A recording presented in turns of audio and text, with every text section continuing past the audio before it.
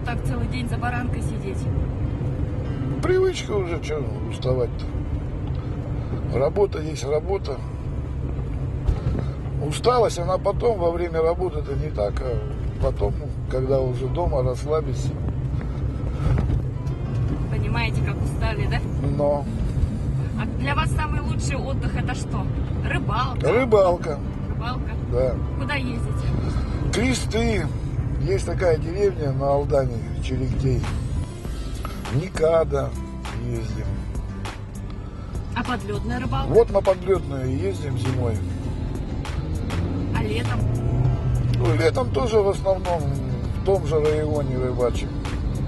А отдыхать Ну, лучше это- здесь, у нас, в Якутии, или выезжать за пределы? Нет, лучше здесь отдыхать. Для меня лучше. Да какой отдых? На самолете перелететь, отдохнуть. Ну ладно, там отдохнул. Потом опять эти все сборы, опять лететь, опять эта дорога. А здесь вот, ну, как бы многие знакомые сейчас вот на Иламку ездят, отдыхают. Не так далеко. Река, вот она в 2 метрах.